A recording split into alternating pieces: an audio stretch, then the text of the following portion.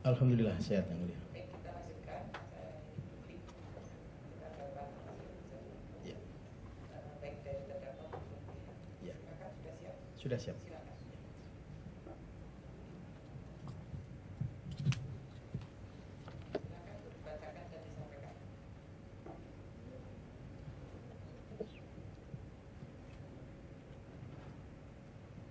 Duplik terhadap replik jaksa penuntut umum nomor register perkara PDS 20 garis miring JKT-SL garis miring 12 garis miring 2012 atas nama terdakwa Widodo.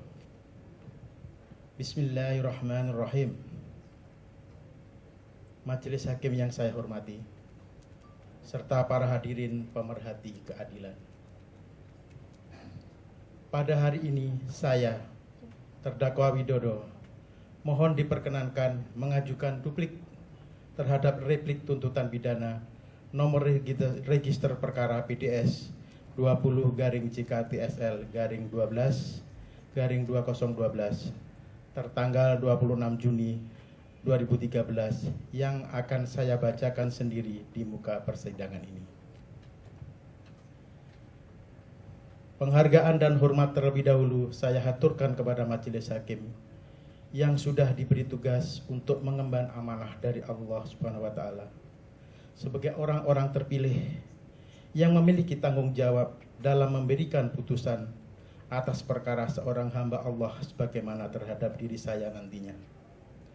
Di mana dengan putusan tersebut tentunya akan sangat berpengaruh besar terhadap nasib saya yang selama ini menjadi tumpuan hidup dari anak istri dan keluarga saya, dan juga sebagai tumpuan hidup bagi orang-orang yang selama ini ikut bergantung pada keberadaan saya di tengah-tengah kehidupan mereka, yang mana ada rezeki dari Allah untuk mereka melalui saya.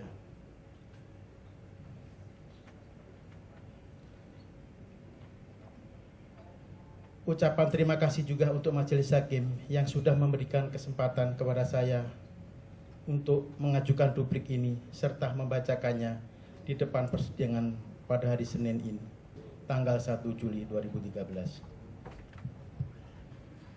Ibu dan Bapak hakim yang bijaksana, serta para hadirin pemerhati keadilan.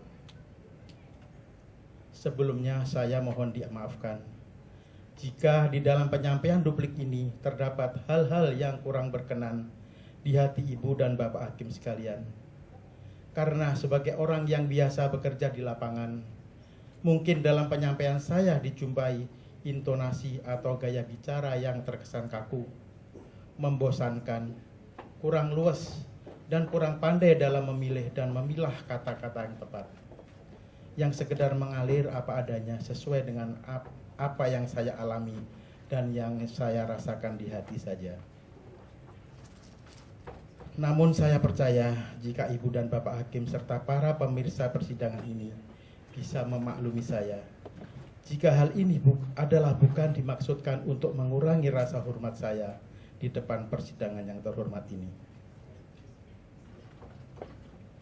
Mengutip perkataan kaum bijak bahwa pribadi, kualitas dan kejujuran seseorang salah satunya bisa dinilai dan dicermati dari cerminan sikap yang didasari ketulusan dalam menyampaikan sesuatu dengan apa adanya dari tindakan yang sudah dialami dan dilakukannya. Saya tetap yakin bahwa di sini akan menemukan proses peradilan yang adil tanpa keberpihakan. Sebab melalui putusan inilah saya beserta anak dan istri, serta segenap keluarga dan ribuan karyawan Chevron sedang menanti dengan cemas. Tidak berhenti berdoa dan sangat berharap akan munculnya pertolongan dari Allah kepada saya dan kawan-kawan sesama terdakwa melalui putusan ibu dan bapak hakim di ruang sidang ini, yang tentunya akan bersikap bijaksana di dalam menilai suatu perkara, dan yang kita yakini sebagai majelis hakim yang selalu tetap objektif dan tidak terpengaruh atau terpancing oleh berat dan tingginya tuntutan hukuman penjara yang sengaja dipatok oleh jaksa penuntut kepada diri saya selaku seorang karyawan biasa yang sudah bekerja demi menafkahi keluarga dan sak dermo atau sekedar menjalankan tugas dan fungsi yang diberikan perusahaan Chevron tempat saya bekerja.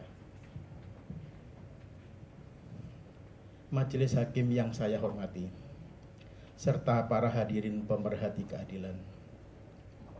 Pada replik hari Rabu 26 Juni 2013, jaksa penuntut telah bersikukuh dengan tuntutan pidananya dengan berusaha tetap menuntut untuk bisa memenjarakan saya selama 7 tahun penjara dan denda sebanyak 500 juta rupiah subsidiar 6 bulan kurungan. Sungguh ini sulit bagi saya serta ribuan karyawan Chevron dan segenap masyarakat pemerhati keadilan serta unsur-unsur pemerintahan yang lainnya di negeri ini yang selalu setia mengikuti jalannya perkara ini untuk bisa memahami atas dasar pertimbangan apa dan bukti kuat yang mana hingga jaksa penuntut bisa tetap ngotot dan tega berniat merampas hak-hak kemerdekaan dan kebahagiaan suatu keluarga yang juga punya masa depan dan hak hidup seperti mereka juga. Dengan bangga dan teganya ingin menghilangkan hak kemerdekaan dan kehidupan normal dari sesama manusia untuk masa 7 tahun, setara dengan 1/10 dari usia normal manusia pada umumnya. Seperti beratnya tuntutan penjara yang sudah ditimpakan kepada diri saya ini. Ya Allah, selamatkan saya dan anak istri serta keluarga saya dari kenistaan ini melalui tangan ibu dan bapak hakim yang adil di sini. Amin. Majelis hakim yang saya hormati, serta para hadirin pemerhati keadilan. Rasanya kita semua sudah melalui proses persidangan yang cukup panjang dan melelahkan. Ibu dan bapak hakim sekalian yang ada di sini pun sudah bekerja dengan sangat maksimal dan selalu konsisten berusaha agar jalannya persidangan bisa berjalan dengan objektif, adil dan benar. Saya bisa memahami dan merasakan bagaimana capeknya majelis hakim yang harus bekerja sesuai tugas dan fungsinya dengan penuh integritas dan tidak kelihatan loyo meski dari pagi hingga tengah malam.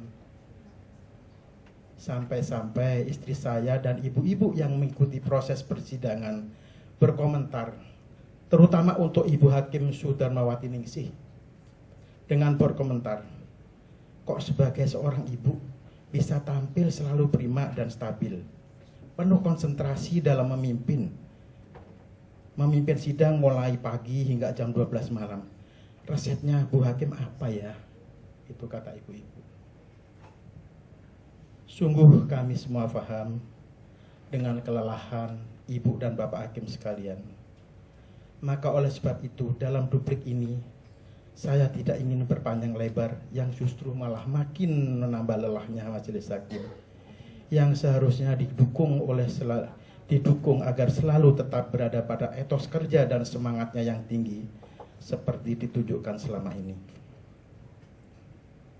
Dalam kesempatan ini saya hanya ingin menyampaikan pokok-pokok masalahnya saja yang berasal dari ungkapan apa adanya, dari perasaan yang paling dalam yang didasari oleh bukti dokumen, fakta persidangan, berdasarkan keterangan saksi-saksi, ad-charge dan ad-charge maupun ahli.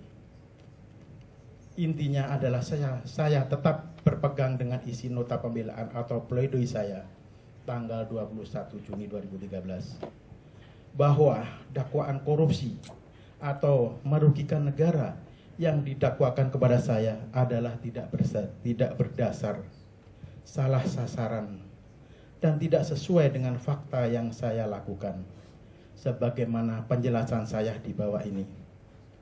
Yang pertama, bahwa dasar tuntutan jaksa hanya berdasarkan penilaian ahli yang tidak independen. Fakta menunjukkan bahwa keterangan ahli Edison Effendi yang dijadikan sebagai salah satu bukti adalah berkaitan erat dengan tender yang menjadi perkara pidana ini. Yang berkaitan erat dengan tender yang menjadi perkara pidana ini karena Edison Effendi pernah menjadi pihak yang terlibat dalam salah satu tender proyek tersebut. Hal ini tentunya bertentangan dengan sifat dari keterangan ahli yang benar-benar harus berdasarkan pengetahuan dan atau pengalamannya yang mendasari keahliannya tersebut. Jadi, harus bersifat netral dan tidak memihak. Keterangan ahli yang diberikan oleh orang yang pernah terlibat tender tersebut tentunya akan bertentangan dengan sifat keterangan ahli yang semestinya, yaitu tidak boleh memberikan penilaian terhadap kasus yang membutuhkan keterangannya sebagai ahli. Nomor 2, bahwa dasar tuntutan jaksa disusun berdasarkan banyak fakta yang salah kutip. A. Kutipan jaksa penuntut dalam surat dakwaan primer halaman 2 paragraf 3 baris pertama berbunyi, diumumkan pemenang lelang pada tanggal 13 Februari 2008 dan seterusnya. Padahal faktanya pengumuman pemenang lelang dilakukan pada tanggal 21 Juli 2008 yang dilakukan oleh panitia pengadaan, sedangkan saya tidak terlibat. Bahwa peristiwa tanggal 13 Februari 2008 tersebut adalah pengumuman hasil evaluasi administrasi dan teknis oleh panitia pengadaan. B.